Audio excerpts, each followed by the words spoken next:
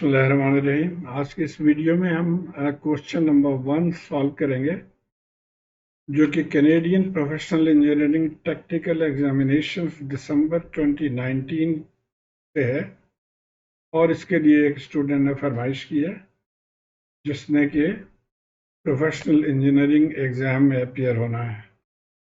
आइए देखते हैं।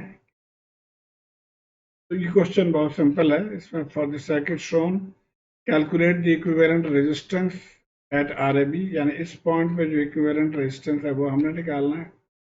और इसमें पार्ट बी में कह रहा है कि when the 50 volt DC source ये switch to the terminal AB solve for the voltage V1, तो यहाँ पे जो वोल्टेज है V1 इसको मालूम करना।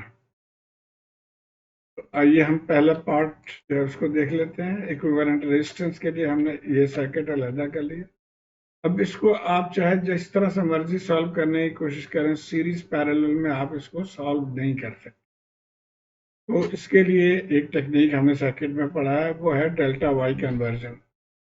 अब देखिए ये हमारा एक डेल्टा सर्किट है, इसको हम वाई में कन्वर्ट कर सकते हैं। ये डेल्टा है, इसको वाई में कन्वर्ट कर सकते हैं। इसी तरह ये भी डेल्टा है, इसको वाई में कन्वर्ट कर सकते हैं। लेकिन मेरे लिए आसान ये लगता है कि मैं इस वाई को कन्वर्ट कर लूँ डेल्टा में। और ये क्वेश्चन में ये इसके फार्मूलाज वगैरह सारे दिए हुए क्वेश्चन के नीचे, तो आपके फार्मूलाज याद करने की ज़रूरत नहीं। हमने चूंकि यहाँ से डेल्टा से वाई में वाई से डेल्टा में जाना है, तो हम इस फार्मूले को यूज़ करेंगे। ये देखिए, ये जो है ZA, ZB, ZC ये डेल्टा के पैरामीटर्स हैं, तो ये हमने मालूम करना है और ये फार्मूला जो है इसको हम यूज़। तो उसके लिए सबसे पहले अब देखिए हमने यहाँ पे इस ये हमारा y है, इसको डेल्टा में कन्वर्ट कर लेंगे। तो ध्यान में रखते हुए इसको हमने ड्रॉ कर लिया इस तरह से। ये पॉइंट A है, पॉइंट B है और यहाँ पे पॉइंट C है। तो A के ऑपोजिट जो है वो ZA टर्म है, B के ऑपोजिट ZB टर्म है और C के ऑपोजिट ZC टर्म है। तो हमने ZA, ZB, ZC की वैल्यू मालूम करना है और इस फार्मूले को जैसे मैंने बताया कि यूज करेंगे। तो पहला सिर्फ एक को मैं डिटेल में कर दूंगा, यानी ZA, Z1, Z2। अब ये देखिए Z1 5 है, मल्टीप्लाई बाय Z2 10 है, प्लस Z2 Z3। तो Z2 हमारा ये है और Z3 ये है, यानी 10 10 है, प्लस 10 10। और इसी तरह प्लस Z3 Z1 आ जाएगा और डिवाइडेड बाय Z1। जब ZA है तो Z1 से डिवाइड करेंगे। अच्छा, तो अब ये ऊपर 200 हो गया, नीचे 5, तो हमारा आंसर आ गया 40। अगर फॉर्मूले में देखेंगे तो न्यूमरेटर सबके सेम है, यानी 200 हम सब में यूज करेंगे। सिर्फ नीचे जो है वो डिफरेंट है, यानी डिनोमिनेटर डिफरेंट है। तो ZB के लिए 200 ऊपर यूज कर लिया और डिनोमिनेटर Z2 आ जाएगा, Z2 10 है तो वो यूज कर दिया हमने। और इसी तरह ZC में भी न्यूमरेटर सेम है और Z3 आ जाएगा, Z3 10 ओम है तो वो है। तो ये अब ये तीनों वैल्यूज हमारे पास आ गए। तो अब हमारे सर्किट में ये वैल्यूज हमने पुट कर दिया और जो ये y वाला टर्म्स है उसको हमने निकाल दिया। अब ये हमारा सर्किट है। अब इसको भी अगर आप गौर से देखें तो ये दोनों देखें पैरेलल में है, यहाँ से ये और इसी तरह ये दोनों भी पैरेलल में है क्योंकि ये पॉइंट सेम है।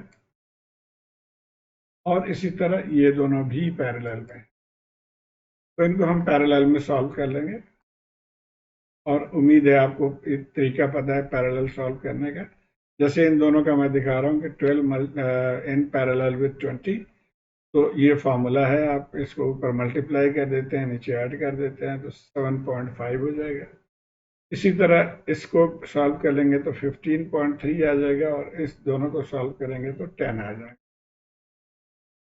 अब हमारा सर्किट मजीद सिंप्लीफाई होकर कुछ इस तरह से बन जाएगा। ये इन दोनों को पैरेलल को हमने ये कर लिया 7.5, इन दोनों की जगह पे ये आ गया 15.3 और इन दोनों की जगह पे ये आ गया 10। अब इसको गौर से अगर देखें तो ये एक्चुअली एक ही यानी सीरीज में है, बिकॉज करंट जो यहाँ से दाखिल होगी वही करंट यूं फ्लो करेगी। तो जब सेम करंट फ्लो करे तो इसका मतलब है वो एलिमेंट सीरीज में होते हैं। तो इन दोनों को हम ऐड कर लेंगे और इनको जब हम ऐड कर लेंगे तो ये बन जाएगा 22.8। अब देखें तो ये दोनों पैरेलल में है, तो इनको पैरेलल में हम सॉल्व कर लेंगे तो ये आ जाएगा 6.96। तो इसको ज़रा नीट करके हम ड्रॉ कर लेंगे प्रॉपर तरीके से। तो ये 10 है और ये 6.9, तो ये टोटल रेजिस्टेंस यानी आर ए बी इन दोनों को ऐड करके आ गया 16.96। तो ये पहला हिस्सा हो गया। अब दूसरे हिस्से में हम आ जाते हैं। उसके अंदर जब वोल्टेज सोर्स कनेक्ट कर दें तो क्या होगा। तो ये यहाँ तक तो हम कैलकुलेट कर चुके थे, यानी ये पूरा सर्किट हमारा इस तरह था। अब यहाँ पे मैंने V1 यहाँ पे चूंकि गिवन है तो इसके सामने भी V1 लिख दिया। तो अब हमने V1 मालूम करना है। अब इसके साथ अगर हम इस सोर्स को कनेक्ट कर देंगे तो ये हमारा सर्किट बना। और by voltage division rule V1 आप मालूम कर सकते हैं, total voltage divided by total resistance multiplied by जिसके अक्रॉस मालूम करना। तो ये हमारा आंसर आ गया 20.52। अब चूंकि आंसर ये गिवन नहीं है, ऑल्दो इसमें कोई गलती नहीं, लेकिन मैं एक सिमुलेशन सॉफ्टवेयर यूज करता हूँ टू वेरीफाई माई आंसर। तो ये fastad.com, इस पर मेरा वीडियो भी है। उसके ज़रिए यूज़ करके अब यहाँ वोल्टेज मैंने नापा तो ये 20.517 हमारा है, 20.517 ही है। इसको राउंड करके 52 लिख लिया। तो ये हमें तसल्ली हो गई कि हमारा आंसर जो है ये। उम्मीद है आप इसको फॉलो कर पाए होंगे। मुझे अपने कमेंट्स के ज़रिए आगाह कीजिए और ख्वाहिश रखिए कनाडा जाने की। जाके